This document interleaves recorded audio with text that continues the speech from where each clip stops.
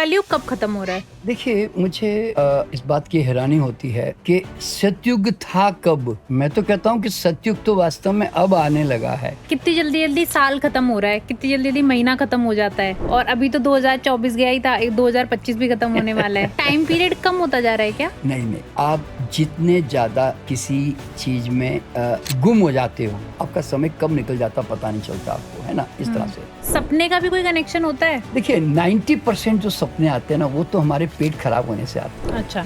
जितनी गैस बनते हैं ना, अपच होता है, इंडाइजेशन होता है, गट खराब होता है ना, उतना, यानी कि आंत खराब तो मात खराब। और जो आदमी परफेक्शनिस्ट होता है ना, वो तो सारे दिन अपने बीवी बच्चे नौकर स्टाफ का में सब में कलाकार खोजता है अपनी तरह। वो सोचता है कि सब मेरी तरह परफेक्टली काम करें। तो आपने कभी नोट किया होगा, ये परफेक्शनिस्ट, ये अनुशासन प्रिय, ये सत्यवादी, ये ईमानदार लोग, ये अक्सर गुस्से में होते हैं और हमेशा इनका दिमाग चढ़ा हुआ रहता है।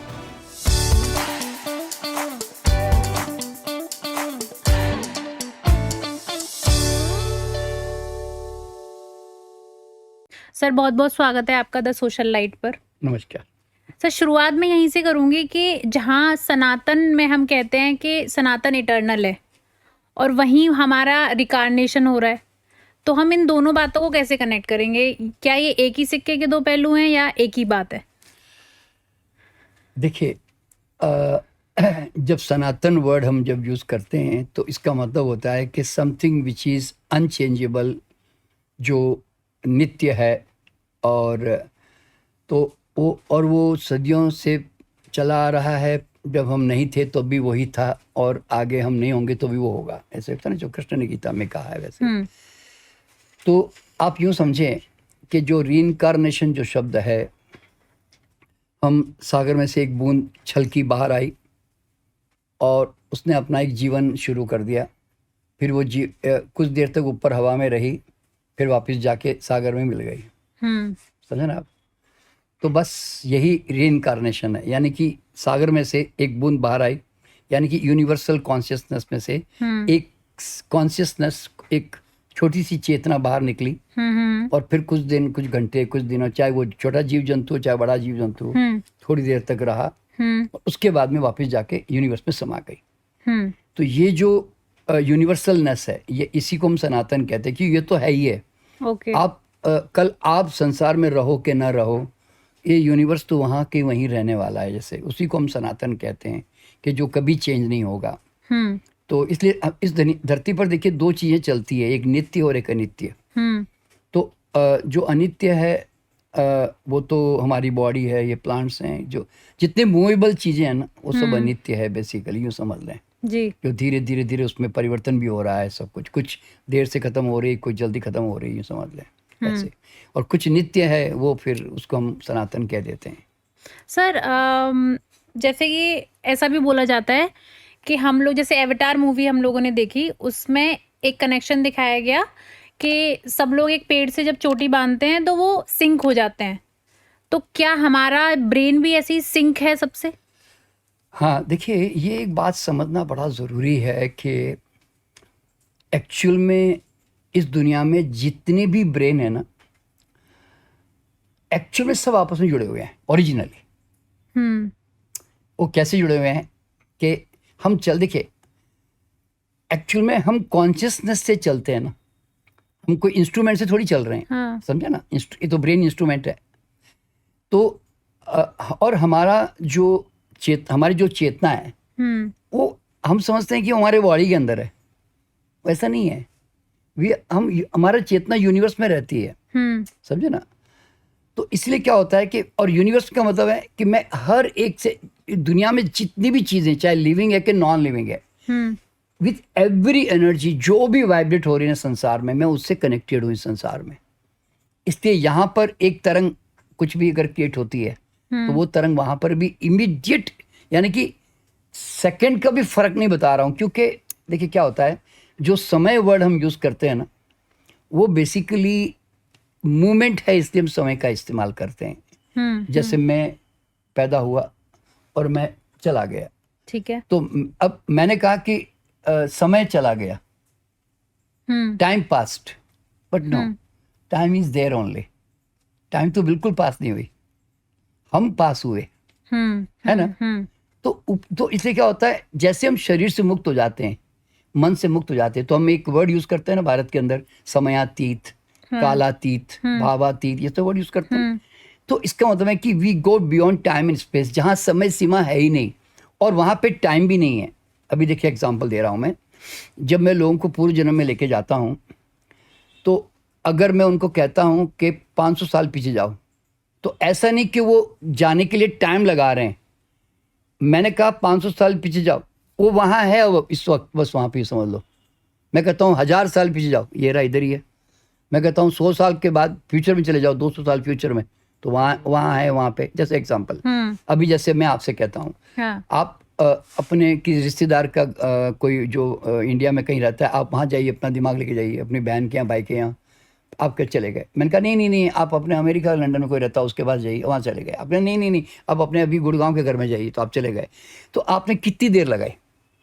The moment you thought you were already there. Correct, समझे ना? तो इसी तरह जैसे ही हम सोचते हैं ना, हम वहां पर होते हैं ऑलरेडी, सोचते ही हम वहां है, ये समझ लो। तो इसलिए क्या होता है, फिजिकल लेवल पर हमें टाइम स्पेस का सहारा लेना पड़ता है, लेकिन जब हम सटल लेवल पर यानी कि सूक्ष्म स्तर की दुनिया में जब चले जाते हैं, तो वहां पर फिर समय सीमा क्षेत्र नहीं है।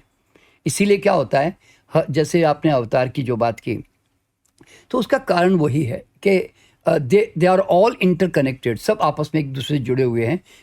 जैसे ही सोचा तो वहां पर उसके साथ वो है ऑलरेडी, यूं समझ लो आप। अगर सर एक क्वेश्चन है ये कि अगर सब कनेक्टेड हैं, तो हम लोगों की हर चीज में सोच क्यों फिर अलग है? नहीं देखिए, वो इंडिविजुअल कंप्यूटर से, यूं समझ लो आप, वो इंडिविजुअल कंप्यूटर है। मैं चॉइसेस करता हूँ, मेरी मर्जी वाली चॉइसेस करता हूँ और उसके अनुसार सोचता हूँ, उसके अंदर भाव पैदा करता हूँ, ठीक है ना। तो इसलिए वो बोलते हैं ना, मेरे कंप्यूटर में मैं कौन कौन सी फाइलें रखूंगा, वो मेरी पर्सनल मर्जी है ना, ये है। तो हर आदमी एक कंप्यूटर की तरह है, वो अपनी खुद की फाइलें इकट्ठी करता है, यूं। मतलब सेलेक्टिव। हाँ, सेलेक्टिव। देखिए, जैसे आपने देखा होगा, एक पर्सनल कंप्यूटर होता है और एक क्लाउड होता है। आजकल जैसे वर्ड आ गया ये, क्लाउड। तो एक्चुअल में जैसे बोलते हैं क्लाउड में सब रिकॉर्ड हो रहा है, ऐसे बोलते हैं ना, जैसे व्हाट्सएप पे हमारे सब मैसेजेस क्लाउड रिकॉर्ड हो रहे हैं, ऐसे बोलते हैं ना। तो जहाँ एक तरफ यहाँ पर भी रिकॉर्ड हो रहा है ना, वहाँ पे भी रिकॉर्डिंग साथ में चल रही है, वहाँ पे, यूँ समझ लें। सर, जैसे रिकार्नेशन की हम लोग बात कर रहे थे, रिकार्नेशन में अभी विदेशों में भी ऐसी रिसर्च आई कि जो छोटे बच्चे होते हैं, और हम लोगों के यहाँ भी बोला जाता है कि जो छोटे बच्चे होते हैं 10 या 12 साल तक उन्हें सब कुछ याद रहता है। हाँ, और बहुत सारे बच्चे ऐसे होते भी हैं जो बताते भी हैं कि मेरी डेथ वहाँ हुई थी या मेरे घर वाले वहाँ रहते हैं। तो इज इट, मतलब ऐसा पॉसिबिलिटी है? हाँ, बिल्कुल है। देखिए क्या होता है कि जनरली आपने एक बात देखा होगा कि छोटे बच्चे जब सो रहे होते हैं ना, जब ये न्यू बॉर्न बेबीज होती हैं, तो कुछ महीनों तक आप देखते हैं कि वो अचानक ऐसे सो सकते हैं, हंस रहे होते हैं, वो रो रहे होते हैं। आपने देखा ना इसको? तो ये एक्चुअली उनके साथ पास्ट कर्मों की जो विजन्स है ना, वो माइंड में आ रही होती है, क्योंकि अभी तो वो तो नींद में है, वो तो सो रहा है, वो तो उसको कोई रुला नहीं रहा है, कोई हंसा नहीं रहा है।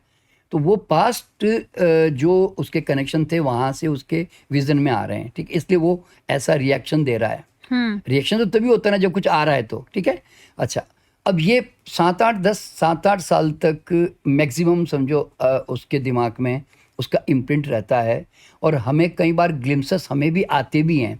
जब हम 5-7 साल के होते हैं ना, छोटे, तो हमारे अंदर वो ग्लिम्सेस आते भी हैं, और हमें, जिसको डेजा वू एक्सपीरियंस कहते हैं, कि जिसमें आपको लगता है यार ये कहीं देखा ऐसा लगता है मैंने ऐसे। हाँ, ये तो हम लोग बड़े हो जाते हैं तब भी आता है कभी कभी। यार ऐसा लगा, ये मैंने कभी पहले देखा था, ऐसा लगता है। मैं कभी आया हूँ यहाँ पे, मुझे ऐसा फील आ रहा है। तो ये जो आपने, जो उन्होंने वो कर चुके होते हैं ना जिस लाइफ में, तो वो उनको ऐसा फील आ रहा होता है। पर बाद में, पर जनरली क्या होता है, क्योंकि उसका कोई रिलेवेंस नहीं मिलता उनको कनेक्शन नहीं मिलता, और फिर लोग भी कहते हैं तो क्या फालतू बातें सोचता रहता है, तेरा दिमाग खराब हो गया है। मतलब फिर हम, क्योंकि वो उसका कोई हम कुछ ढूंढ नहीं पाते हैं रिजल्ट, उसका एनालिसिस, तो फिर हम उसको भूल जाते हैं।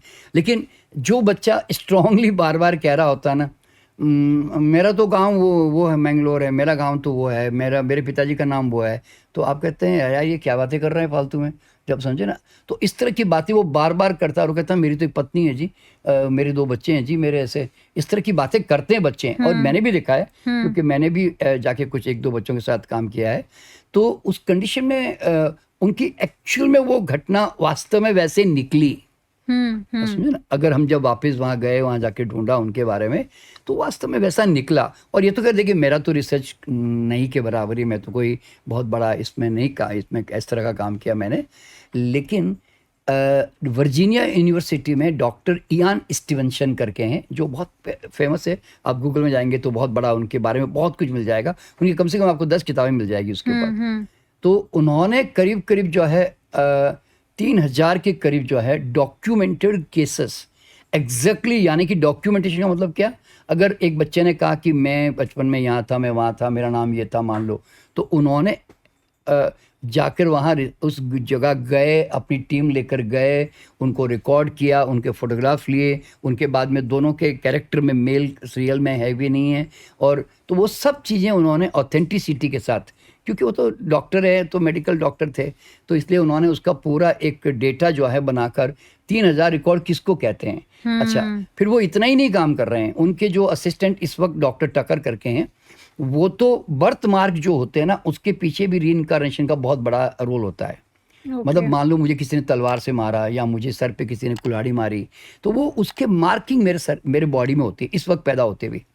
तो ये तो कॉमन है, मतलब ये बर्थ मार्क तो मेरे भी पास में जो कई लोग आए ना, तो मुझे उन्होंने पहले नहीं बताया कि मुझे बर्थ मार्क है।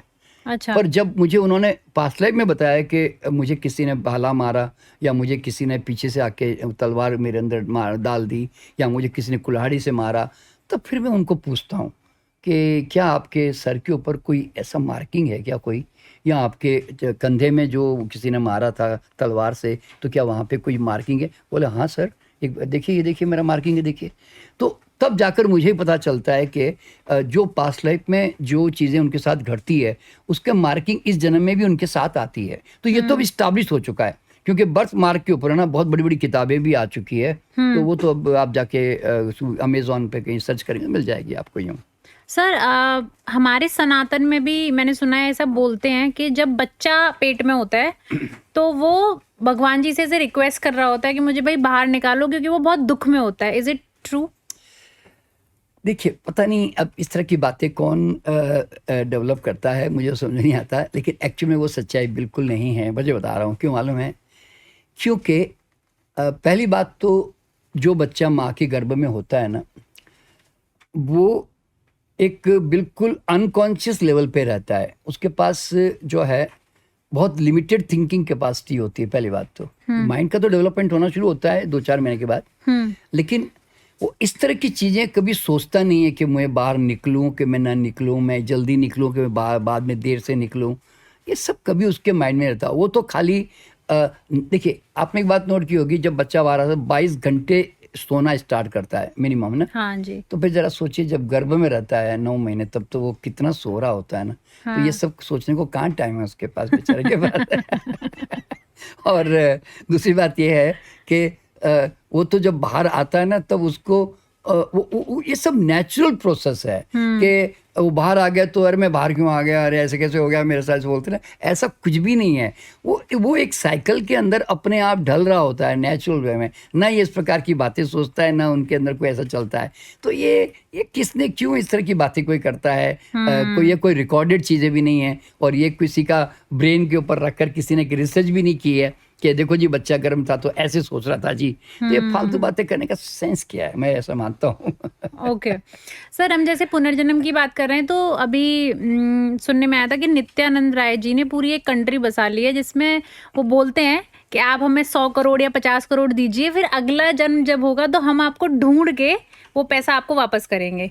भारत में एक बहुत बड़ी खूबी क्या है मालूम है, कि आप जैसी थोड़ा ड्रेस चेंज कर दो, कपड़े गिरुए पहन लो, और थोड़े से ऊंची ऊंची बातें करना शुरू कर दो, तो लोग बड़े आपके पीछे पड़ जाते हैं। मतलब ये इसमें से अभी लोग मुक्त नहीं हो पा रहे हैं कि तो पहली बात तो देखिए, किसी भी व्यक्ति के बारे में जैसे बोलता है ना कि निर्णय लेने का हक मुझे तो नहीं है, लेकिन अगर मैं एक साइंटिफिक वे में बात कहूँ, आपका कभी भी कोई भी फिजिकल मैटर आपका किसी भी लाइफ में वापस आपके साथ नहीं आता है तो सटल लेवल पर जो इमोशन और माइंड और एक्शन जो उनके साथ आपने क्रिएट किया है। अगर मैं नित्यानंद के साथ घृणा करूं, मैं नित्यानंद के साथ प्रेम करूं, मैं नित्यानंद को साथ कोई भी मेरे गलत कर्मों से मैं उसको तकलीफ दूं या मैं उसको लाभ दूं मान लो, तो वो जो उसके कॉन्शियस पे यानी कि चेतना पर जो संस्कार के रूप में जो उसके अंदर बनेगा वही सिर्फ आपके साथ अगले जन्म में आएगा, क्योंकि मरने के बाद में कोई भी फिजिकल चीज कभी ट्रांसफर नहीं होती। वो आपके साथ आपका मन मतलब विचार भाव और कर्म सिर्फ यही संस्कार के रूप में विकसित होता है और ट्रांसफर भी वही होता है हमेशा, समझे ना। इसलिए कोई भी ये सब बातें फजूल की है और मैं ऐसा मानता हूँ कि ये शायद ये बहुत ज़्यादा मिस्टिकल साइंस को सहारा लेकर लोगों को मतलब बहुत ज़्यादा उल्लू बनाए जा रहे हैं और लोगों को धोखा दे रहे हैं, मैं ऐसा भी कह सकता हूँ, क्योंकि ये सच्चाई बिल्कुल नहीं है वास्तव में, समझे ना, इस तरह से। तो इसलिए इन बातों में कभी भी आना नहीं चाहिए इनके साथ में। ओके सर, फ्यूचर प्रेडिक्शन भी पॉसिबल है? हाँ, देखिए क्या होता है कि फ्यूचर आपको समझना क्या है कि फ्यूचर कैसे बन जाता है। 100% फ्यूचर प्रेडिक्शन पॉसिबल है। जैसे आपने नोस्ट्रेडेमस, बाबा वांगा, ये सब आप नाम जानती हैं, और कई हमारे अच्छे एस्ट्रोलॉजर्स जी, उन्होंने भी प्रेडिक्शंस की है कई बार फ्यूचर के बारे में, जो कई लोगों की सच्ची भी निकली है जी। बाकी मैक्सिमम तो हो सकता है कि सही नहीं जानते हो तो नहीं ढंग से कर रहे होंगे। तो फ्यूचर क्यों डेवलप होता है मालूम है आपको कि हर एक जन्म जो होता है ना, जिसमें हम जितने भाव कर्म पैदा करते हैं ना, तो उसकी एक ईंट बनती है। आप यूँ समझ लो, एक ईंट जमा की मैंने, एक जन्म मैंने लिया, एक ईंट पैदा हो गई, तो उसकी एक शेडो बन गई। अब उसकी भी एक शेडो बनेगी, क्योंकि जब भी कोई चीज़ यहाँ से इस तरफ डेवलपमेंट होगी ना, तो उसका इस तरफ भी विकास होगा साथ साथ में। ये उसका नियम है ना। Every action has an reaction बोलते हैं ना, इस तरह से। तो 2 ईंट बनी, 2 जन्म 3 ईंट बनी, 10 जन्म 10 ईंट बनी, फिर उसकी एक शेडो बनती जाती है। तो जितने जन्म हम अब तक ले चुके होते हैं ना, उसकी एक पूरी शेडो ऑलरेडी पूरी कई सालों तक, यानी कि 200 500 पता नहीं कितने सालों तक वो ऑलरेडी शेडो बन चुकी है आपकी। आपका जन्म ऑलरेडी डिसाइडेड हो चुका है, आपका नाम, आपका कर्म सब डिसाइडेड हो चुका है। ओके हाँ, मतलब सब कुछ डिसाइडेड है। इसीलिए अगर कोई आदमी इंट्यूटिव होगा, यानी कि इंट्यूशन अच्छा होगा और उसको विजन्स आती है, मान लो जैसे नॉस्ट्रेडेमस को आती थी, तो उसको बिल्कुल ऐसे सैटेलाइट की तरह जो ना उसको सब कुछ दिखाई देगा कि आगे मानवता किस तरह का काम कर रही है, कैसे लोग पैदा हो रहे हैं, क्या हो रहा है, सब उनको बिल्कुल एकदम फिल्म की तरह दिखाई देगा। क्यों? वो बन चुकी है शेडो, ठीक है। लेकिन आदमी के पास सबसे बड़ी ताकत क्या मालूम है कि अगर वो आज अगर इमीडिएट अपने थॉट से या भाव से एक्शन चेंज कर दें, चुनाव अपनी चॉइसेस चेंज कर दें, तो फिर उसका फ्यूचर बदल जाएगा वापस। अच्छा। क्योंकि देखिए क्या होता है, अभी वो फ्यूचर क्यों बन रहा है मालूम है? क्योंकि मैं अनकॉन्शियस हूँ, मतलब मैं बेहोश हूँ, मुझे कुछ पता नहीं और मेरे को कैसे बदलना वो पता भी नहीं है, मैं तो जिए जा रहा हूँ, तब तो मेरा डेफिनेट फ्यूचर है। ओके। लेकिन अगर मैं जाग गया और मैंने सोचा कि नहीं यार, मैं तो फ्यूचर ऐसे बनाऊंगा, तो आज आप जानबूझ करके अपना चॉइस चेंज करते हो ना। अभी देखिए मैं एग्जांपल दे रहा हूँ। मान लीजिए मैंने एक घर खोला, तो मुझे लगा मेरे घर में फूल बहुत कम है, झाड़ियाँ ज़्यादा है, तो ये मेरे हो सकता है मेरे अनकॉन्शियसली अनजाने में मैंने झाड़ियाँ खरीद ली हो और वो उसके कारण झाड़ियाँ पैदा हो गई हो मान लो। पर आज मैं जाग कर मैं ऐसा सोचता हूँ कि नहीं यार, मेरे घर में तो यार फूल ज़्यादा होने चाहिए और झाड़ियाँ तो बिल्कुल नहीं होनी चाहिए यार। तो मैं क्या करता हूँ, अभी भी मार्केट जाता हूँ, एक बीज लाता हूँ, गमले लाता हूँ और मैं अभी नए बीज डालता हूँ। तो अब तक तो मेरे घर में इंटीरियर कोई था नहीं, ऐसे झाड़ियाँ वाड़ियाँ ज़्यादा थी, पर मैंने कहा नहीं यार, अब तो मेरे घर में बगीचा होना चाहिए भाई। तो मैंने अभी सोचा और मैंने बीज डाल दिए, तो अब मेरा फ्यूचर मेरी मर्जी वाला बनेगा, क्योंकि वो चॉइस मैंने की है। ठीक है ना। अब देखिए मैं इसका एक एग्जाम्पल देता हूँ, मेरे लाइफ से लेके बता रहा हूँ। देखिए 25 साल की उम्र तक जो था ना, मैं बहुत चटोरा था, तो बहुत खाया पिया और मेरी किडनी विडनी भी खराब हो गई थी, ठीक है। तो बहुत बीमार पड़ा, तो फिर मैंने दुखी होकर मैंने कसम संकल्प लिया, यार आज के बाद बीमार नहीं पड़ना यार, बीमार पड़ना बड़ा दुख का काम है। तो अब ये डिसीजन मैंने लिया। तो अब बीमार किससे पड़ते थे भाई, गलत खान पान से पड़ते थे ना, तो मैंने वो बंद कर दी। तो आज 50 साल हो गए इस बात को, अब मैं 76 ईयर्स में हूँ। मैं ऐसे छाती ठोक के बोलता भी लोगों को कि दुनिया की कोई ताकत मेरी मर्जी के बिना मुझे बीमार नहीं कर सकती। क्यों नहीं कर सकती? क्योंकि शरीर को तो बीमार पड़ने का शौक है नहीं। शरीर कहता कारण लाओ जी। मान लो मैं यूं कहता हूं कि खुजली भी मुझे पूछे बिना नहीं आती। अच्छा क्यों नहीं आती? शरीर कहता देखो भैया मुझे तो खुजली करने का शौक है नहीं, आपको शौक है तो सामान सप्लाई करो, मैं कर दूंगी अभी अभी। आपको छींकने का शौक है तो फैला दो मिर्ची, मैं अभी छींकना शुरू कर दूंगी। आप नहीं फैलाओगी तो मैं क्यों छींकूं भैया, आप फालतू में बैठे बड़ा है। तो आपको समझना क्या मालूम है कि नेचर में ना ऐसे कोई फालतू चीज नहीं करती है, उसके लिए कॉज चाहिए होता है। तो मैं कॉज नहीं दे रहा हूँ, तो इसलिए मेरा शरीर बोल नहीं रहा है, सिंपल सा काम है। इसलिए मैं फल की तरफ पक्के जा सकता हूँ संसार से।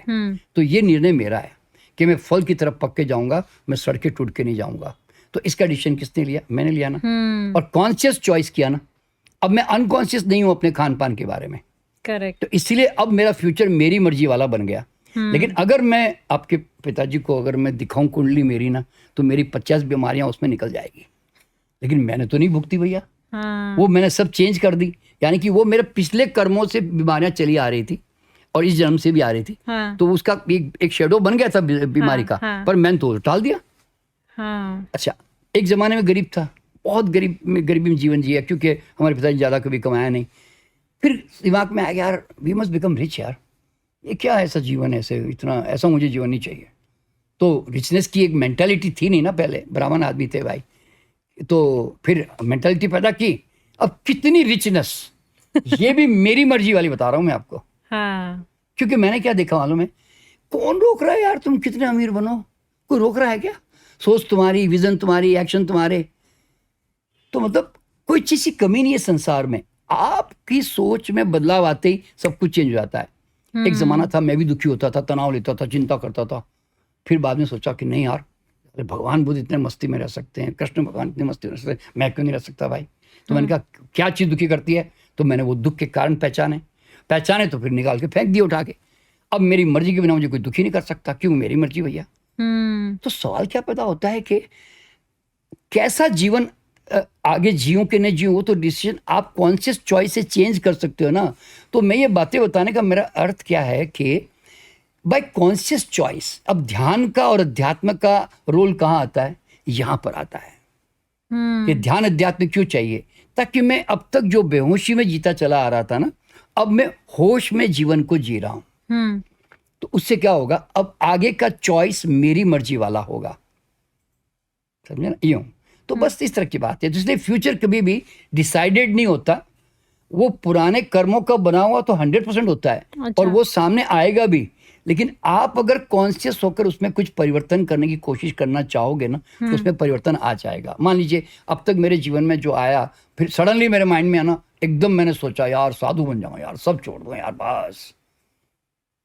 तो अब जितने कर्म बने थे ना, वो सब धीरे धीरे हल्के फुल्के भुगता के अब मेरा आगे का फ्यूचर जो बना है ना, ऑलरेडी बन चुका था, वो सब खत्म होने लग जाएगा। शेडो वो इसलिए खत्म हो जाएगी क्योंकि मैं उस शेडो को बल नहीं दे रहा हूं अब आगे से। समझे ना? इस तरह से। तो मतलब इस दुनिया में क्या मालूम है, मोमेंट टू मोमेंट फ्यूचर बन रहा है या नहीं बन रहा है, यूं समझ लो। और बना कोई नहीं रहा है, बना तुम ही रहे, बस ये दिमाग में रखना।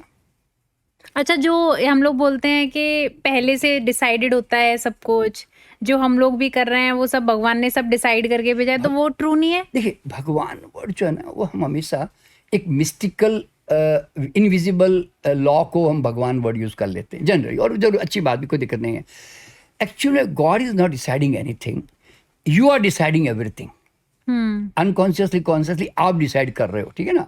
तो इतने जन्मों से आप जीते चले आ रहे हो ना, तो उसका परिणाम आपके इस जीवन में, वैसे लोग, वैसी परिस्थितियां, वो सब आपके जीवन में आएगा ही, वो आप बच नहीं सकते। जैसे अभी वो नित्यानंद की बात कर रहे थे। हाँ। कि भाई आप पैसे दोगे मुझे करोड़ों रुपए, तो मैं आपको अगले जन्म में दूंगा। वो तो कभी होने वाला नहीं है। लेकिन हाँ, आपने अगर दिल से लोगों की सेवा की है, लोगों को दिया है, तो that will come back to you in multifold में वापस आएगा आपके पास में। देखिए एक बात बताता हूँ, देता कौन है? हमेशा सेवा कौन करता है? देता कौन है? जिसके मन में ये भाव है, मेरा क्या भगवान दे रहा है ना, मुझे क्या है, और मेरे पास बहुत है जी, भगवान और देगा जी, दे दो जी, कोई बात नहीं, नहीं तो वो आदमी दान देता है ना। लेकिन जो रोकता कौन है? जो स्वार्थी कौन रहता है? जो कहता है नहीं यार, मैं नहीं, मैं अभी तो मेरे पास इतना ही है भैया, थोड़ा और कमाऊंगा तो बाद में दूंगा भैया, नहीं मैं अभी नहीं दे सकता, तो और मेरे पास कम है, तो लैकिंग की फीलिंग है ना। हाँ। तो आप जो लोग नहीं देते ना दान वगैरह या सेवा नहीं करते, तो वो क्या सोचते कि मेरे पास टाइम नहीं है, नहीं मैं तो मेरा खुद का ही काम में इतना बिजी हूँ जी मैं तो आप है ना, you don't spare anything, you don't throw, आप है ना बाहर निकालते कुछ नहीं हो। तो जब देते ही नहीं हो तो रिवर्स क्यों आएगा भाई? तो इसीलिए देखिए मैं आपको एग्जांपल देना चाहता हूँ कि अभी आप किसी की बहुत सेवा करते हो, आप किसी को बहुत कुछ सोशल सर्विस करते हो। इसमें मैं मोदी जी का एग्जांपल लेना चाहूँगा ज़रा। जी जी। क्यों मालूम है? मैंने ऐसे कैजुअली कई लोगों को जब पास्ट लाइफ में लेके गया ना, तो मैंने कहा मोदी जी के बारे में देखो भाई, ये कौन थे पुराने ज़माने में, पिछले जन्म में।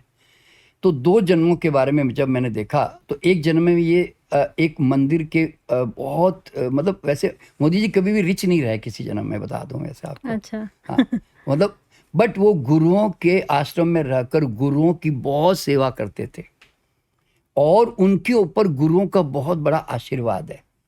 अच्छा, फिर एक जन्म में मैंने देखा कि वो मंदिर में रहते थे और वहीं पर ही अपना जीवन यापन करते थे और भक्ति करते थे भगवान की बहुत ज़्यादा।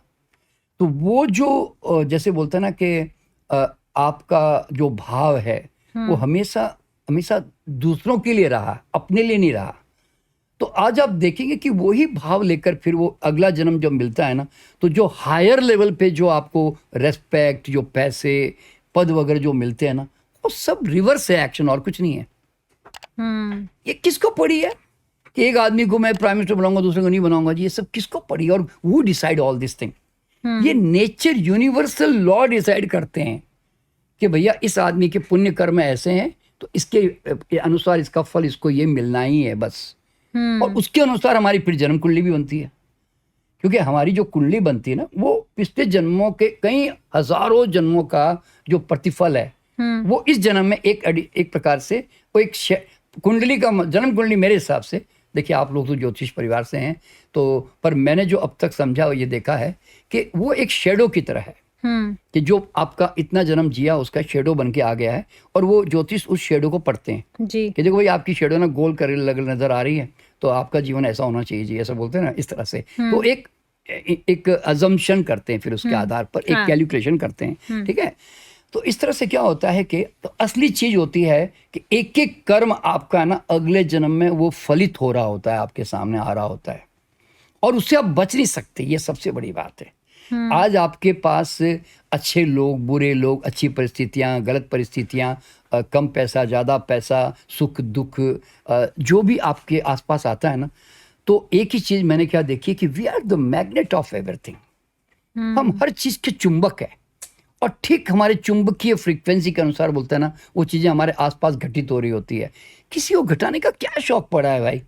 सवाल ये क्वेश्चन हर एक के दिमाग में होना चाहिए।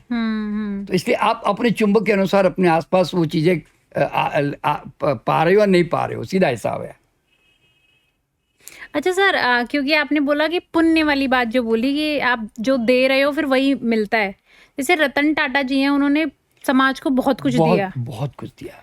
तो क्या उनका जन्म हो गया? ये अभी तक रिसर्च ये मैंने पता तो नहीं किया, मैंने एक दो बार पूछने की कोशिश भी की है, लेकिन मैंने पता नहीं किया इसके बारे में। पता कर ही लूंगा कभी न कभी तो लेकिन देखिए क्या होता है कि मैं सच्ची बात बोलूँ ना, मैं एक स्पिरिचुअल आदमी को उतना बड़ा संत नहीं बोलूंगा जितना मैं रतन टाटा को संत बोलूंगा मैं। क्यों मालूम है? तुम आध्यात्मिक बातें करके ज्ञान तो दुनिया को बहुत दे दोगे, पर सवाल क्या है, उसने तो भारत का विकास किया, परिवारों का विकास किया, समाज का विकास किया, समाज को लाभ दिया। ये लाभ क्या कोई आध्यात्मिक संस्था ने दिया? कुछ संस्थाएं होगी, थोड़ी बहुत, मुझे ज्यादा नहीं जानकारी होगी, अब जैसे नारायण सेवा संस्थान है, जैसे ऐसे कई हैं संस्थान जो आज टांगे दे रहे हैं बच्चों को, तो ऐसे बहुत सारे काम कर रहे हैं, लेकिन ये वास्तव में संत है, ये मैं यूँ कहता हूँ। Correct sir. जैसे कि आपने बताया कि जैसे हम लोग फ्यूचर लाइफ की बात कर रहे थे, बहुत सारे ऐसे लोग हैं जो हर साल एक न्यूज़ आ जाती है जिसमें ये बोल देते हैं कि अब 2026 में दुनिया ख़त्म हो जाएगी, फिर कोई बोलता है कि 2037 में तो पूरी दुनिया ही ख़त्म हो जाएगी, इतने लोग मर जाएंगे। तो क्या ऐसा होगा? मतलब नहीं, देखिए, दुनिया कभी भी ख़त्म नहीं होगी, क्योंकि इतने हज़ारों सालों से आप देख रहे हैं कि दुनिया चली आ रही है, और आगे भी अभी कम से कम 2-3 हज़ार सालों तक तो कुछ भी नहीं होने वाला है। मैं जो अब तक लोगों को लेके गया हूँ उसके अनुसार बता रहा हूँ, ठीक है ना। बल्कि मैं आपको यूँ बताने वाला हूँ कि आने वाला जो युग है ना, इतना बढ़िया युग आने वाला है, इतना सटल लेवल, सूक्ष्म स्तर पर इतना दुनिया में चेंज आ जाएगा कि आदमी है ना आश्चर्यचकित हो जाएगा। यानी कि फिजिकल लेवल से उठकर सूक्ष्म स्तर पर इतनी गहराई में, क्वांटम दुनिया में इतना घुस जाएगा कि सब कुछ थॉट इमोशन से चलने लग जाएगा। वो स्थिति आ रही, बता रहा हूं मैं आपको, समझे ना आप। बल्कि जब भी मैं लोगों को पूरे पिछले जन्म में लेके गया, पूरे फ्यूचर में लेके गया हूं ना, तो 100 साल के बाद जब मैंने लोगों को दिखाया कि उस समय क्या हो रहा है, तो सबने एक ही बात कही कि सर कंप्यूटर तो है ही नहीं, मोबाइल तो है नहीं। तो मैं बोला लोग कैसे बातें करते हैं? तो बोले बस वो सोचते हैं कि मानवी जी को फ़ोन करना है जी, लग गया फ़ोन, और मैं यहाँ से बातें कर रहा हूँ, मानवी जी सुन रही हूँ। पता कैसे, मतलब हाउ इट इज़ हैपनिंग। जैसे बोलते हैं, मैं खुद आश्चर्यचकित हो जाता हूँ। वो कहते हैं कंप्यूटर भी नहीं है जी। बोले कंप्यूटर, वो उनके हाथ में कोई एक छोटा सा कोई एक गैजेट है, वो बस यूँ करते हैं हवा में, तो हवा में कंप्यूटर उनके सामने आ जाता है, और उसके बाद वो यूँ करते हैं और यूँ हाथ से हटा देते हैं, वो कंप्यूटर गायब हो जाता है। तो मतलब कैसे, मतलब आदमी जरा सोचो ना किस हद तक जा रहा है, और जो जो सोचता जा रहा है वो मैनिफेस्ट करता जा रहा है ना। कितनी बड़ी बात है, जरा सोचो है। अच्छा, और जितना मैंने फ्यूचर के बारे में पूछा ना, कि तो वहाँ पर एक तो उड़ती हुई कारें आ जाएगी सब, मतलब मैक्सिमम कारें सब उड़ती हुई है, और सब ऊपर ज़्यादा चलेगी, नीचे सड़क पे ना साइकिल चल रही है। तो मतलब आने वाला युग बेहतरीन युग है, मैं बता रहा हूँ। क्यों मालूम? लोग है ना स्पेस पे चले जाएंगे, मार्स में बस्तियां बसा लेंगे लोग। और मैंने पूछा भी है लोगों से, तो वास्तव में वो किसी ने बताया कि वो कुछ एक करीब 500 किलोमीटर पता नहीं कितना ऊपर जो है, उन्होंने बोले कि स्पेस सेंटर बनाया हुआ है, और वहाँ पे बोले हम 5000 परिवार रहते हैं बोले ऊपर। वो मार्स में? हाँ, मार्स में नहीं, मार्स का अलग, वो उसका अलग। अच्छा, मार्स का अलग, स्पेस में बता रहा हूँ। स्पेस कॉलोनी बनाई लोगों ने स्पेस में, और वहाँ पे मैंने पूछा फिर पानी, फिर टॉयलेट, मतलब जब बोलता है ना हर चीज़, भाई एजुकेशन, बच्चे वगैरह सब पूछा मैंने। तो कहते हैं कि हम हवा से पानी का निर्माण कर लेते हैं यहाँ पे, और जो हम वेस्टेज होती है हमारी वो सब ड्राई अप हो जाती है, और वो रीयूज़ हो जाती है हमारे यहाँ पे। मतलब कैसी कैसी बातें कर रहे हैं लोग। और मार्स पे भी तो आ गए सर? नहीं, मार्स का भी तो मैंने पूछा। हाँ। तो मार्स का जो है वो बता रहे हैं कि करीब करीब 300 फैमिलीज वहाँ पे आ चुकी है इस वक्त, जो मतलब 100 साल के बाद जब मैं लेके गया, और उसमें वो बता रहे हैं कि सब बड़े बड़े रिच लोग जो है, अमीर लोग वहाँ पर प्लॉट्स मतलब बोलते हैं ना अपना लेकर अपना एरिया दायरा जो है वो तैयार करते जा रहे हैं बोले। मतलब जैसे प्रॉपर्टी या रियल एस्टेट में जैसे काम होता है, वहाँ पर भी ऐसा ही हो रहा है। और वहाँ पे मतलब हर चीज़ है, स्कूल भी है बोले वहाँ पे। तो मैंने कहा यार कैसे सब इतने यहाँ से इतना कैसे जाएगा? तो मैं बोला फूड कैसे जाएगा इतना इतना? बोले कि सब ट्रांसपोर्टेशन हो रहा है बोले, यहाँ से सब रॉकेट के थ्रू सब आ रहा है स्पेस में। तो मैंने कहा यार कमाल है, मतलब आदमी की जो सोच है ना वो किस हद तक चली जाएगी। तो इसीलिए मेरा ये मानना है अब तक कि धरती पर भूकंप आते रहेंगे, सुनामी आती रहेगी, समझे ना, युद्ध होते रहेंगे, ये सब चलते रहेंगे। और चूंकि अभी एनवायरमेंटल जो बहुत सारा जो एक नुकसान हो गया ना हमारे धरती पर, जो है ग्लेशियर गलने लगे हैं, तो उसका जो एक आफ्टर इफेक्ट आना है ना, वो कई सालों सैकड़ों सालों से चल रहा है वो ना, तो वो उसका असर अब आएगा वापस। उसका एक बार तो असर आएगा, लेकिन जब तक जो है ना सारे देश जागेंगे और जाग कर परिवर्तन लेकर आएंगे। जैसे अभी क्लाइमेट के ऊपर सारे देश आपस में मिलते हैं ना, और हम लोग भी केयर करने की कोशिश कर रहे हैं, पेड़ लगाने की कोशिश कर रहे हैं ना ऐसे। तो धीरे धीरे क्या देखिए क्या होता है, हमेशा अंधेरा होना ही चाहिए, मेरा ऐसा मानना है। क्यों मालूम है? तब आप रोशनी पैदा करने के रास्ते खोजते हो आप, हाँ, ठीक है ना। अब देखिए जैसे अभी वो लोग कहते हैं कि ट्रम्प ने टैरिफ लगा दिया तो भारत का क्या होगा। मैं कहता हूँ कोई कहे कि मैं चंडीगढ़ जा रहा हूँ और रास्ता बंद कर दिया किसी ने, हाईवे, तो मैं अब दूसरा गांव से रास्ता निकालने का खोजूंगा तो सही ना। सही बात। तो जब तक एक बंद नहीं होता दूसरा कैसे खोलोगे आप? नहीं तो कंफर्टेबल जोन में चले गए हो आप। तो इसीलिए मेरा मानना क्या है कि धरती पर कभी भी ऐसा विनाश अभी तो नहीं आएगा, जो कयामत बोलते हैं ना, वो तो अभी तो फिलहाल नहीं है भाई, मेरे अपने हिसाब से। और बल्कि आने वाला युग सतयुग की तरफ जा रहा है, ऐसा मैं मानता हूँ। जानते हो क्यों? क्योंकि आपने नोट किया होगा आज यंगस्टर इतना ज्यादा स्पिरिचुअल, इतना ज्यादा मेडिटेशन के सेशन लग रहे हैं आजकल जगह जगह पर, इतना पहले कभी नहीं लगता था, बता रहा हूं मैं। जहां एक तरफ दुनिया बोलते हैं ना ब्लैक की तरफ भी जा रही है ना, वहां सफेद की तरफ भी जा रही है। ये दोनों चीजें मैं देख रहा हूं, तो इसीलिए ऐसा डर रखने की कोई जरूरत नहीं है।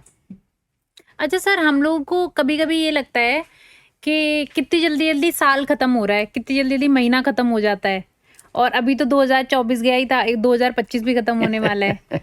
तो टाइम पीरियड कम होता जा रहा है क्या?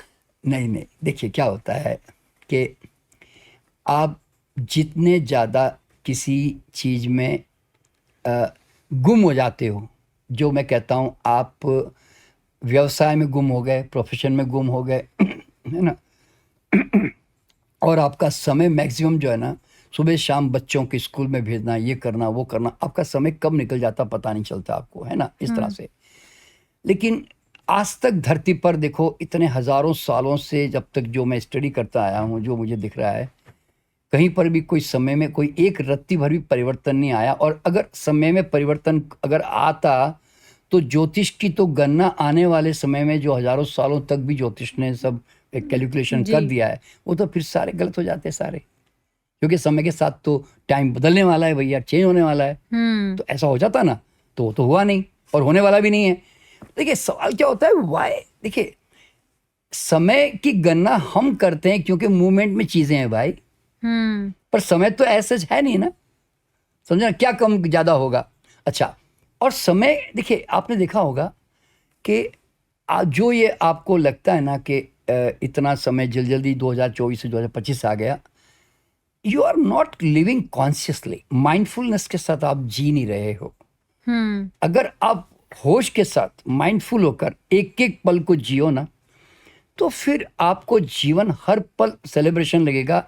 आपको कोई फर्क नहीं पड़ता साल बीता के 10 साल बीते, but you are with that moment, you are enjoying celebrating that moment, समझे ना। तो इसलिए आदमी जो है ना खो गया है, इसलिए उसको लगता है कि यार साला समय हाथ से निकल गया यार, इतना मेरा फालतू में।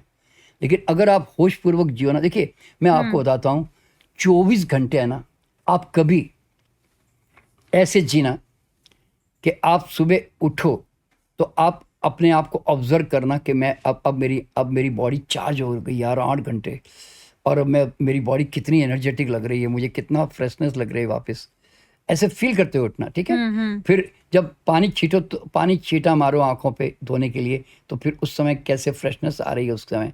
एक एक मोमेंट, चाय पी रहे तो चाय के एक एक सिप के साथ हो, आप खाना खा रहे तो खाने के एक एक स्वाद के साथ हो, आप किसी के साथ बातचीत कर रहे हैं तो आप अगर रिएक्टिव नहीं हो, मान लो, क्योंकि रिएक्शन में तो हम ज़्यादा खराब हो जाते हैं।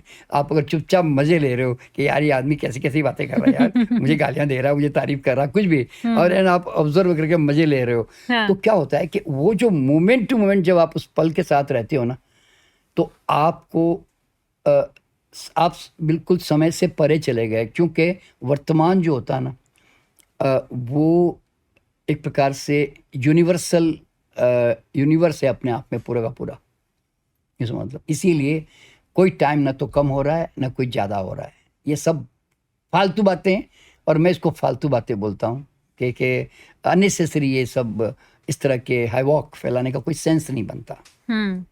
अच्छा सर, क्योंकि आपने बोला ना कि कर्म सबसे बड़ी चीज़ होती है कि अपने कर्मों के हिसाब से हम लोग डिसाइड करते हैं कि क्या कौन सा जीवन हमें मिलने वाला है फ्यूचर में। लेकिन जो बहुत अच्छे कर्म करने वाले होते हैं उनको बहुत ही दुख झेलने पड़ते हैं, हमने ये भी देखा है। हाँ तो ऐसा क्यों होता है? और जो लोग वैसे होते हैं जो थोड़े खतरनाक टाइप के, उनको अच्छा जीवन मिल रहा होता है। देखिए क्या होता है, मैं आपको बताता हूँ। अभी मैं एक एग्जांपल देता हूँ आपको मैं, ठीक है। अभी आप एक हिंदू हैं, ठीक है। मैं आपसे कहता हूँ कि ये जो एक खरगोश है ना, आप इसको एक चाकू लेके ना इसको आप परेशान करो, ऐसे बैठे बैठे ऐसे परेशान करो। तो आप चूंकि बचपन से आपके जो संस्कार है ना वो इस तरह के हैं, आप करते करते हैं ना, जैसे मैंने कहा तो कर तो दोगी, पर आप अंदर से गिल्ट रहोगी, बेचारे बेकार में मैंने उस प्राणी को सताया यार, अच्छा नहीं किया मैंने यार, ये बहुत बुरा किया मैंने, क्या ऐसे। तो आपके अंदर एक गिल्ट फील आता है। अच्छा आदमी की प्रॉब्लम क्या मालूम है, वो हर अच्छा उसको हर जगह जगह पे गिल्ट फील होता है। नालायक लोग क्यों गिल्ट फील नहीं करते मालूम है आपको कभी भी? वो उनके दिमाग में उनका जो बिलीफ होता है ना, वो क्या होता है मालूम है? अरे सीधी उंगली से कोई घी निकलता है क्या? टेढ़ी उंगली करनी पड़ती भैया, तब जाके निकलता है। एकदम जो कर रहे हैं बिल्कुल सही कर रहे हैं, चाड़ा लगाओ इस साले को, अभी सीधा हो जाएगा ये। तो उनका दिमाग है ना इन बातों को जस्टिफाई करता है। आप क्या करते हो, उसको गिल्ट के रूप में लेते हो। और अच्छा, और दूसरे अभी बहुत सारे कारण बताता हूँ। देखिए जो शरीफ आदमी होता है ना, उसकी शराफत उसको बहुत नुकसान करती है। किस सेंस में? देखिए जो ईमानदार आदमी होता है ना, वो अपनी ईमानदारी को लेकर भांगड़ा नहीं करता। वो सारे दिन इस बात से चिढ़ता कुड़ता रहता है कि दूसरे बेईमान क्यों है। उसकी चर्चा का विषय वही होता है, आप कभी नोट कर लेना, समझे ना? आप जो बैठोगे ना वो चर्चा वही करेगा। जो सत्यवादी होता है, आप मान लो बहुत सच बोलने वाले हो, और जरा सा आपके किसी स्टाफ ने झूठ बोला, आपके अंदर इतनी आग लग जाएगी, ब्लड प्रेशर हाई हो जाएगा, झूठ क्यों बोला तुमने, ऐसे बोलता। तो भैया झूठ तो उसने बोला, सजा तूने भुगती, ब्लड प्रेशर तुमने रेस किया, नुकसान तुमने उठाया, उसको तो कुछ नहीं हुआ, वो तो झूठ बोल के मजे ले लिए। अच्छा, और जो आदमी डिसिप्लिन वाला होता है ना, वो तो महा सुसाइडल, सारे दिन अपनी डिसिप्लिन से दूसरों की इनडिसिप्लिन ही मापता रहता है। भाई देखो ना, तुम अगर सुबह 4 बजे उठते होंगे और तुम्हारे घर में तुम नोट करते हो कि सब 8-9 बजे उठ रहे हैं, तुम है ना टेढ़ी नजरों से देखते रहते हो, नालायक कहीं के अभी तक पड़े हुए हैं, है ना। अगर तुम टाइम से ऑफिस पहुंच जाते होंगे, बाकी नहीं पहुंचते होंगे, तुम उनको इसी टेढ़ी नजरों से देखते हो, यानी कि वो ऑफिस में गलत आ रहा है, गलत टाइम पे आ रहा है, लेकिन तुम उससे परेशान होकर यूं अपनी नजरें खराब कर रहे हो। ठीक है। तुम मंदिर जाते होंगे, दूसरे नहीं जाते होंगे, तुम उनको नास्तिक समझते हो जो नहीं जाते। तुम योगा करने जाते हो सुबह पार्क में, दूसरे नहीं जाते, तुम्हें लगता है साले कैसे उठते तक भी नहीं टाइम से, कुछ भी। यानी कि you always major your discipline से दूसरों की आप उसको मेजर करते हो। तुम बढ़िया गाड़ी चलाते होंगे ट्रैफिक में, बाकी सब नहीं चलाते होंगे, तुम पूरी रास्ते में चिड़चिड़ करते रहते हो, क्योंकि तुम बड़े डिसिप्लिन आदमी हो भाई। तो और अच्छा, और जो आदमी परफेक्शनिस्ट होता है ना, वो तो सारे दिन अपने बीवी बच्चे नौकर स्टाफ का मैं सब में कलाकार खोजता है अपनी तरह। वो सोचता है कि सब मेरी तरह परफेक्टली काम करें। क्यों करेगा? तो और तो आपने कभी नोट किया होगा, ये परफेक्शनिस्ट, ये अनुशासन प्रिय, ये सत्यवादी, ये ईमानदार लोग, ये अक्सर गुस्से में होते और हमेशा इनका दिमाग चढ़ा हुआ रहता है। क्यों मालूम है? क्योंकि लोग उसकी तरह नहीं है। तो वो मेजरमेंट करते रहते सारे दिन इसके लेके। और जो आदमी सफाई पसंद होता है ना, वो तो बड़ा खतरनाक। आप कभी भी कोई स्त्री या पुरुष जो घर में सफाई पसंद करते हैं ना, आप देख लेना, वो चिड़चिड़ कुड़कुड़ करती रहती है अपने हस्बैंड पे, बच्चों पे, या अपने नौकर पे। अक्सर नौकर के कारण कहीं स्पॉन्डिलाइटिस और ब्लड प्रेशर रेस कर लेते हैं। क्यों? नौकर उनके ढंग से नहीं सफाई रखता। मैंने तुझे 1000 बार समझाया इसको यहाँ मत रख, तूने फिर भी रख दिया इसको। तो इस तरह की बातें हर घर में आपने देखा चलती है। तो इसका मतलब क्या होता है? आप अच्छे गुण आपके पास है, पर आप तो उससे बीमारियां कमा रहे हो, दुख कमा रहे हो। आपके अंदर शांति कहाँ है? आप थोड़ी भांगड़ा कर रहे हो कि भगवान ने मुझे ऐसे गुण दिए, इनको नहीं दिए, मैं क्या करूं, मेरे को तो दिए भैया। ऐसे कर नाचते हो क्या रोज? नहीं नाचते ना। करेक्ट अच्छा, बात है। और दूसरी बात है शराफत आदमी की, क्या मैं कहता हूँ शराफत के हैजार्ड्स, इसको मैं कहता हूँ शराफत के हैजार्ड्स। क्यों? क्योंकि तुम अपने शराफत से बड़ा नुकसान उठाते हो। अच्छा, दूसरा, फिर मैं लोगों को कहता हूँ कि शरीफ आदमी दुखी क्यों होता है? क्योंकि अ, अ, इसके लिए मैं उनको राय क्या देता हूँ मालूम है, कि जीवन को कृष्ण की तरह जियो। क्यों मालूम है? स्मार्ट बनो, सीधे बनकर अपने आप को लुटवाओ मत, ऐसे बोलते हैं ना, ऐसे। तो कृष्ण की तरह मतलब क्या? देखिए, हमारे यहाँ पे हमारे ऋषि मुनियों ने बड़ा विजडम वाला काम किया है। हमारे यहाँ विष्णु भगवान बनाए। विष्णु भगवान कैसे बनाए मालूम है? 2 हाथ में शंख चक्र शंख और कमल दे दिए, और 2 हाथ में चक्र गदा दे दी। अरे भैया, भगवान को मारने पीटने के सामान की क्या जरूरत? लेकिन वो एक सिंबॉलिक है। वो कहते हैं भैया, ये शंख कमल से जीवन नहीं चलता, ये सद्गुणों से जीवन नहीं चलता, ये चक्र गदा भी चाहिए भाई। यानी कि साम दाम दंड भेद राजनीति कूटनीति चालाकी झूठ हिंसा सब जीवन के अंग है, ध्यान रखना।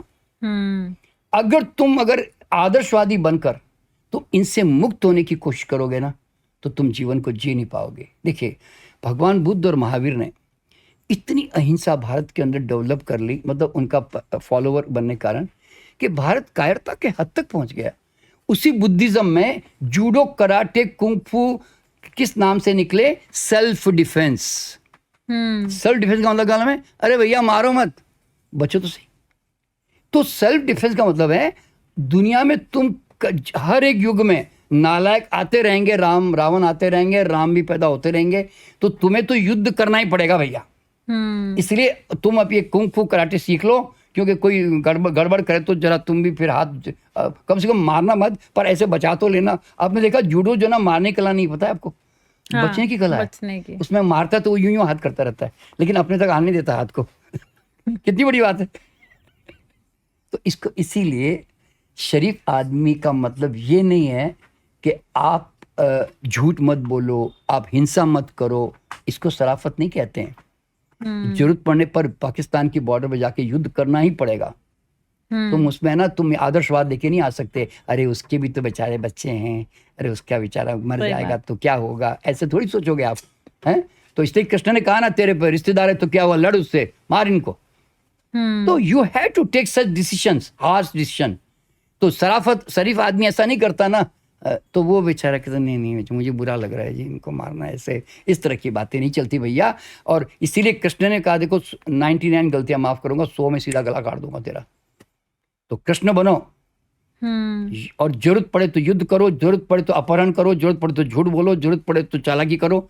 ये जीवन के अंग है, अगर नहीं करोगे तो फिर तुम्हें दुखी होना पड़ेगा भाई।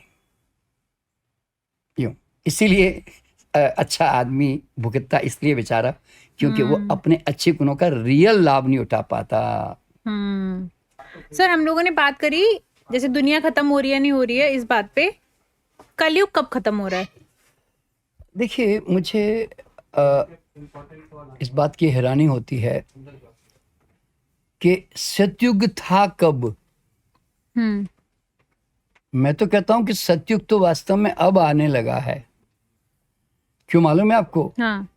कि अगर आप ध्यान से सारी हिस्ट्री, इतिहास, आप अगर ह्यूमन बीइंग की देखेंगे, आप पूरे विश्व की, तो मानव कितनी तकलीफों से उठ कर जो है हंटिंग करते करते, फिर बाद में धीरे धीरे जगह पे रुक के बाद में उसने खेती शुरू की, फिर धीरे धीरे वो मतलब इस तरह के जीवन में आया। ठीक है, अब जरा देखिए कि पिछले जमाने में एक राजा की आप कहानियां सुनते हैं तो आप जनरली क्या सुनते हैं? एक राजा था, उसकी 100 रानियां थी, और आप बड़े खुश होते हो।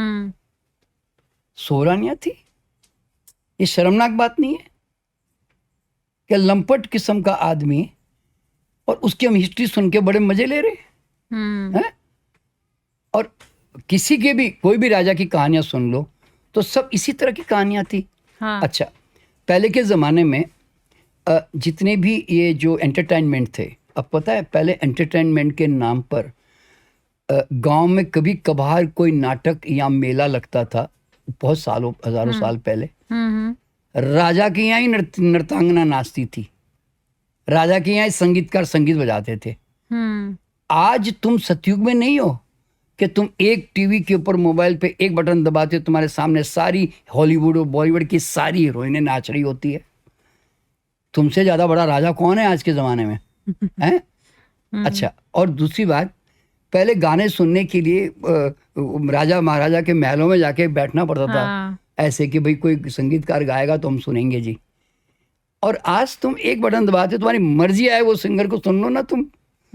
ऐसा सतयुग आया था कभी? है? तो मतलब एक चिट्ठी भेजने के लिए कबूतर को इस्तेमाल करना पड़ता था, नहीं तो घोड़े पे भेजना पड़ता था, जा रहे वो चिट्ठी दे के आओ उसको, है, एक छोटा समाचार देने के लिए।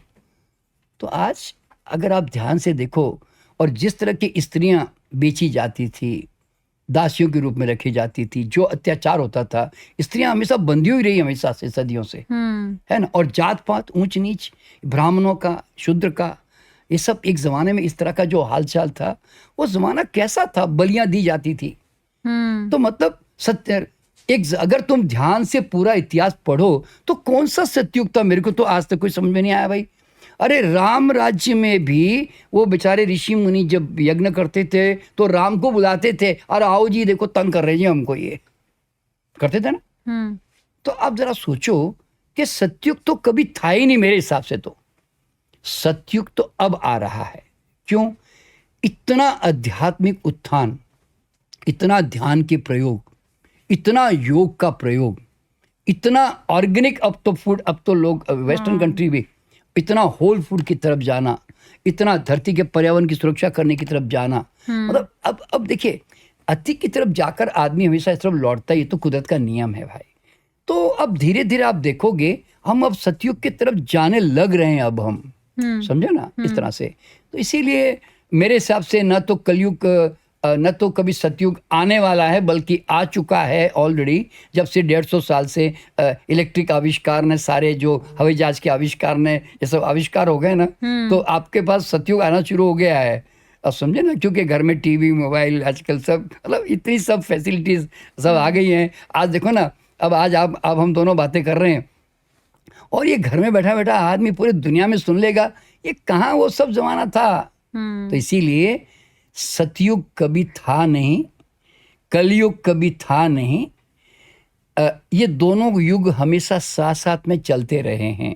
देखिए, कृष्ण ने जो बड़ा सिंपल कहा गीता में कि जब जब धर्म की हानि होती है तब तब मैं अवतरित होता हूँ, ऐसा उन्होंने कहा। यदा यदा हि धर्मस्य ग्लानिर्भवति भारत, तो तभ्युत्थानम् अधर्मस्य तदात्मानं सृजाम्यहम्, यानी कि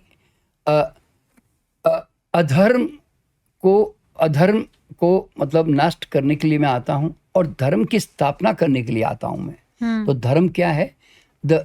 जो सही है, जिससे धरती चलती है, मैं फिर दोबारा उसको स्टैब्लिश करता हूँ। तो कृष्ण कोई आदमी नहीं है जो आने वाला है, मतलब ये यूनिवर्स में ये नेचुरल प्रोसेस चलता रहता है, समझा ना, कि परित्राणाय साधूनाम विनाशाय च दुष्कृताम धर्म संस्थापनार्थाय संभवामि युगे युगे।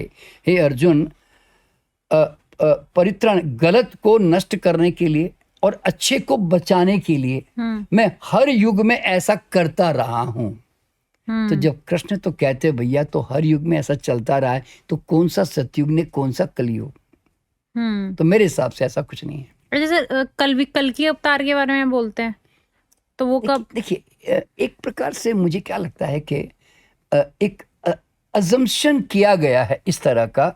आप जरा सोचिए, कल की अवतार अभी आया नहीं कहते हैं, और कल की अवतार अभी आएगा, तो वो उनको ऐसा कहना होता है कि वो घोड़े पे बैठ के आएगा और हाथ में तलवार होगी और वो आके मतलब नष्ट करेगा, मतलब गलत चीज़ों को। अब जब उस जमाने में कुछ हजारों साल पहले जब कल्पना की गई तो उनको पता ही नहीं था ना। अच्छा, मैं ये भी सोचता हूँ तो हैरान होता हूँ, उनको पता क्यों नहीं था भाई? इतने इंट्यूटिव नहीं थे क्या वो, कि आने वाला जब युग आएगा तो ये सब तलवार वलवार सब खत्म हो जाएंगे और उस समय रॉकेट आ जाएंगे, उस समय ये मशीन गन आ जाएगी, ये सब क्यों नहीं पता चला भाई? तो मेरा मानना क्या है कि अब अगर सचमुच कोई आएगा तो वो तो रॉकेट पे बैठ के हाथ में मशीन गन लेकर ने, पर इस तरह का भगवान आना चाहिए भाई। ये ऐसा भगवान क्यों आया तलवार कल लेके की घोड़े मूवी पे? भी तो आई है, उसमें भी ऐसा ही दिखाया गया है ना।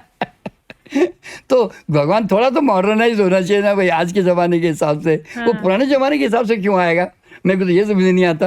तो इसीलिए हो सकता है किसी ने देखिए दशावतार की जो कहानी है ना, वो एक अपने आप में बहुत ही सुंदर है कि मानव की प्रगति संसार में कैसे हुई। मत्स्य से यानी कि कछुआ अवतार हुआ, फिर उसके बाद में धीरे धीरे मानव और मानव और पशुओं का मिक्स अवतार हुआ, फिर बाद में धीरे धीरे फिर वो जंगल में ऋषि मुनि की तरह रहा, फिर राम बना, फिर कृष्ण बना, फिर बुद्ध बना।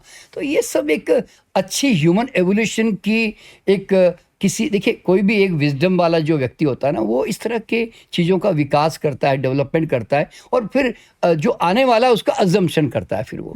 तो कोई गलत बात भी नहीं है, क्योंकि उस जमाने में वही शायद धारणा थी, तो उन्होंने उसमें धारणा उन्होंने उसमें डाल दी किताब में। लेकिन रियलिटी तो ये है कि समय के साथ साथ तो भैया इस तरह के अवतार आते ही रहेंगे, मतलब ये कभी बंद नहीं होने वाले धरती पर। क्या कहा ना कृष्ण ने गीता में, हर युग में मैं आता रहूंगा। और वैसे भी कुदरत का नियम है, 2500 साल में एक युग परिवर्तन होता ही है। और अब 2500 साल पूरा होने जा रहा है। कब? अभी हो रहा है बस 2500। देखिए ना, बुद्ध को होके कितने साल हो गए, 2500 साल पहले तो हुए, महावीर को 2500 साल हुए। तो अब वो युग परिवर्तन आ रहा है वास्तव में कैसे, तो अब आ रहा है, मैं तो ऐसा मानता हूँ। तो देखिए पहली बात तो क्या मालूम है कि मानवता के पास सबसे बड़ी ताकत क्या मालूम है, they can change bye there thought, their action, everything in this universe. अच्छा सर, हाँ हम लोगों ने, मेरा क्वेश्चन बीच में रह गया था, जैसे पुनर्जन्म की बात हो रही थी, तो फिर एक भूत वाली एक स्टेज भी आती है जिसमें इंसान भूत बन जाता है। कुछ ऐसे लोग होते हैं जिनको कहते हैं कि वो नहीं मिल पाती, मुक्ति नहीं मिल पाती। हाँ। तो ऐसा भी होता है? देखिए क्या होता है, भूत प्रेत जो वर्ड है ना, देखिए 100% दुनिया में भूत प्रेत होते हैं। वो क्यों होते हैं? क्योंकि जो भौतिक स्तर पर है उसका सूक्ष्म स्तर तो होना ही है जी, ठीक है ना। लेकिन वो जो भूत प्रेत का जो डर है ना, वो बड़ा झूठा या भ्रम कारक डर है। क्योंकि अभी जैसे मैं एग्जांपल देता हूं आपको कि अभी जैसे जितने भी लोग इस वीडियो को सुन रहे हैं ना, क्या उन्होंने, किसी ने भी आज तक रियल में किसी ने भूत के दर्शन किए? आज तक किसी ने वास्तव में देखा? आप समझो ना, किसी ने देखा नहीं है। सब जो है फिल्मी भूत और यानी तो अज्यूम्ड भूत की कल्पना कर रहे हैं। जैसे बोलता है ना, एक्चुअल में भूत को किसी ने देखा नहीं। अच्छा, भूत को लेकर क्या दिमाग में आता है? डर। क्या डर? खा जाएगा, उसकी आंखें भयानक होगी, मतलब कुछ मेरे गर्दन में गला दबा देगा, कुछ भी ऐसे होता है ना। आप जरा सोचो, इतने रेप होते हैं, इतने मर्डर करवाते हैं राजनेता, ये डॉन, ये कई तरह के लोग होते हैं ना, ये इनको आके कभी उन्होंने वापस आके कभी उसका गला दबाया है? आज तक अफगानिस्तान में ये तालिबान कितने लोगों के गले काट रहे हैं, आके उन्होंने वापस ऐसे कहा उस ऑफिसर को जिसने गला काटा कि तूने मेरा गला काटा था ना, अब देख तेरे को कैसे सताता हूं मैं। इतनी भी ताकत नहीं है। इतने रेप होते तो वो महिला ने आकर वापस उस आदमी का गला दबाया कभी? कितने मतलब रेप होके तो अनजान ही रह जाते ना, छुपे रह जाते हैं, और वो औरत मर भी जाती बेचारी, उसने आके गला दबाया उसका? वो तो अपने मजे किए जा रहे, मतलब वो बोलता ना अत्याचार किए जा रहा है। तो मतलब क्या है कि जिस भूत प्रेत में इतनी भी ताकत नहीं है कि जिसने मेरी जमीन हड़प ली जाके साले को, उसको मैं बर्बाद कर दूं, जिसने मेरे को रेप किया मैं उसको कुछ गड़बड़ कर दूं, इतनी भी ताकत नहीं है, तो तुम कौन से भूत प्रेत से डरते हो यार? और लोग फालतू में कहते हैं शमशान घाट में रात को नहीं जाना, वहाँ पे भूत प्रेत होते हैं। आपको जानकर के हैरानी होगी कि अगर दुनिया में भूत प्रेत कहीं नहीं होते तो वो सिर्फ शमशान घाट में ही नहीं होते बस। वो क्यों नहीं होते? क्योंकि वो वहाँ रह के क्या करेगा, उसका वहाँ पे क्या है? भूत प्रेत कहाँ होते मालूम है? जहाँ उसका अटैचमेंट होता है, जैसे परिवार के आसपास, जमीन के आसपास, अपने धन के आसपास, मतलब जहाँ उसकी आसक्ति होती है वहाँ जाएगा ना। अब शमशान घाट में क्या उसकी प्रॉपर्टी है? वहाँ जाके क्या मौज मस्ती करेगा? वहाँ क्या उसको और कोई भूतनियाँ मिलेगी जो वहाँ बैठा रहेगा? तो मतलब ये है कि अगर कोई सेफ जगह है जहाँ भूत प्रेत बिल्कुल नहीं होते, हम्म वो है शमशान घाट। बाकी सब जगह होते हैं, हम्म समझे ना, इस तरह से। तो लोगों को दिमाग से डर निकाल देना चाहिए। क्यों? ये शमशान घाट का भी भूत प्रेत का जो डर आया ना, ये सब फिल्मों के कारण आपके दिमाग में आया, हाँ और लोग कहानियां सुनाते ना आपको, उससे कारण आया। देखिए आप यूट्यूब पे जाएंगे, वहाँ पे जी न्यूज़ के अंदर जाके ना आप भानगढ़ टाइप करोगे ना, जी न्यूज़ भानगढ़, तो हमारा एक ऐसे हमारे बहुत सारे वीडियोस मिलेंगे कि जिसमें हम जी न्यूज़ की टीम के साथ जाकर हमने ना अलवर के पास एक किला है भानगढ़, वहाँ पे हमने रात को 12 बजे जाकर, मैडम ने, मैं, सब हमारी टीम गई और जाके भूत ढूंढने की बड़ी कोशिश की।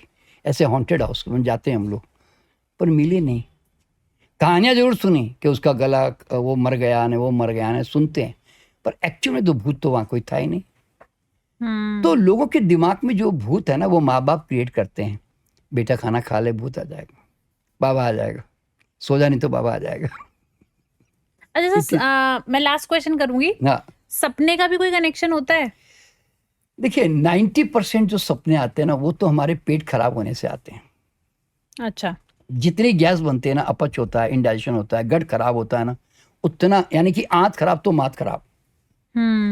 तो 90% वो होते हैं। ओके। 10% जो सपने होते हैं वो आपके विचार, आपके रोजमर्रा के जीवन से कनेक्टेड भी होते हैं, और अधिकतर सपने इंट्यूटिव भी होते हैं, अंतर प्रेरणा आती है उसके अंदर, क्योंकि आप एक ट्रांस स्टेट में, एक ऐसे सूक्ष्म जगत में कनेक्ट होते हो जहां आपको कई बार अच्छी अच्छी इंफॉर्मेशन भी मिल जाती है और गाइडेंस भी मिलती है उसमें आपको। जैसे कई संगीतकारों को, चित्रकारों को है ना, सपने में वो पूरी कविता उनकी उतरी, और ऐसे मतलब संगीत उतरा ऐसे।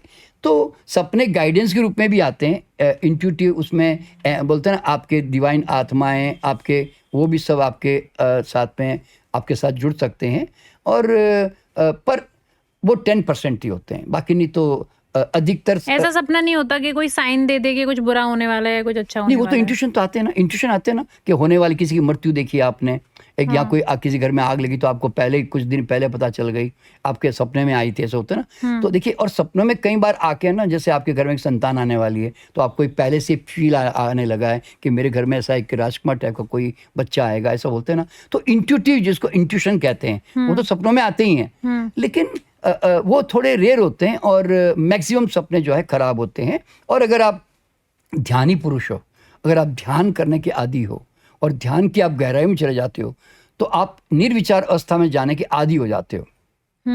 तो आपको फिर ज्यादा विचार नहीं आते। देखिए, विचार के लिए कारण चाहिए ना, तो आप ध्यान करते करते सब चीज़ों से कट होने लगते हो, मुक्त होने लगते हो ना, तो धीरे धीरे आपके उनके कट होने से विचार भी कट होने लगते हैं ऑटोमेटिकली। तो फिर आप विचार करोगे क्या? आपके पास विचार करने को कुछ है ही नहीं। कोई अहंकार सजाना तो विचार करूं, अपेक्षा करनी तो विचार करूं, है ना। तो वो सब चीज़ें कम होने लगती है। तो ऑटोमेटिकली जितना आप ध्यान की गहराइयों में, अध्यात्म की गहराई में जाते हैं ना, आप विचार शून्य अवस्था में जाते हो, और आपकी नींद ऐसी होती है कि आप अभी सोए रात को और सुबह उठे तो आपको लगा कि 5 मिनट हुए सोकर, और आप होश में भी रहते हो, आपको पता रहता है कि आपके साथ क्या हो रहा है उस समय, यूं। ओके। तो इसलिए सपने जो है वो आपके, जितने संसार में उलझे रहोगे उतने ज्यादा सपने देखोगे, और जितना संसार से कटते जाओगे उतने सपने कम होते जाएंगे। सिंपल सा साइंस है। Thank you so much sir, बहुत अच्छा लगा, बहुत ही ज्ञानवर्धक पॉडकास्ट था। सो अगर आपको ये पॉडकास्ट अच्छा लगा हो तो प्लीज़ लाइक कर दीजिए, शेयर कर दीजिए, हमारे चैनल को सब्सक्राइब कर दीजिए। जय हिंद, जय भारत।